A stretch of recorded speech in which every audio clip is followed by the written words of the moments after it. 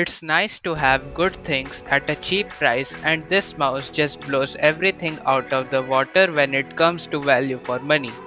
Hey guys, I'm Techy and this is Logitech G102 gaming mouse review.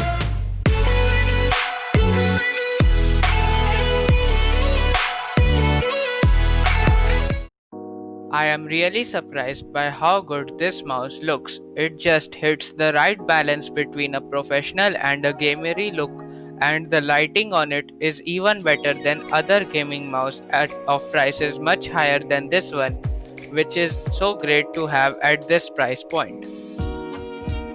You have a large Logitech G logo along with this awesome looking light bar at the back, and the lighting is perfectly consistent.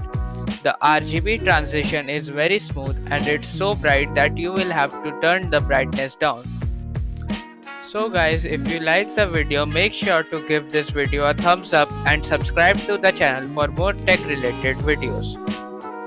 You can't control the lighting on the logo and the light bar individually, but that's alright.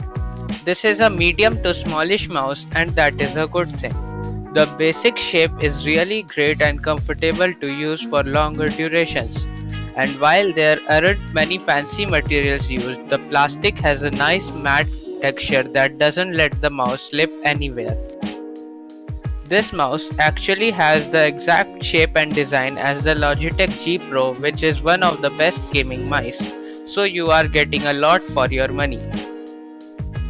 The scroll wheel is one of the best that I have tried. It has a rubber surface, it is light but not too light. And the middle click also has a very balanced resistance and feels very nice to press. You have two extra buttons on the side which are very easy to reach in spite of not being very large, and the DPI button is also fairly easy to reach, but it is not usable enough to be assigned an action to while gaming.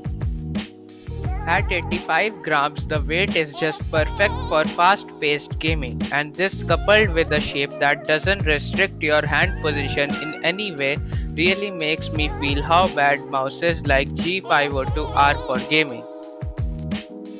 The separated left and right click buttons are comfortable to press at all spots, but the right click has a very slight sponginess at the bottom, so it doesn't feel as premium as much more expensive mouse, but you are not going to notice it at all. The durability of these switches are rated at 10 million clicks, which is half of the standard 20 million clicks which you get on Omron switches, but I am not sure how much of an effect this would have in the real world.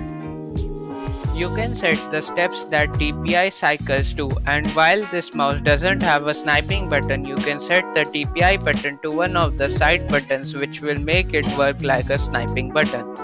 The sensor used here is some mercury sensor developed by Logitech, and while it's not their flagship hero sensor, it's as good as you would ever want, even for high level gaming.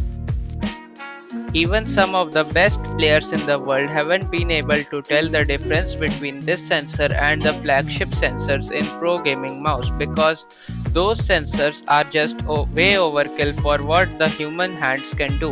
And even this sensor goes up to 8000 dpi, which I don't think anyone would ever use. The cable also has a no nonsense approach, and most people who have tried the G Pro prefer this cable. Logitech software isn't perfect, but it's still one of the best out there. You can control the lighting with different effects and assign different functions and macros to different buttons in separate profiles, which auto switches according to program or game that's running.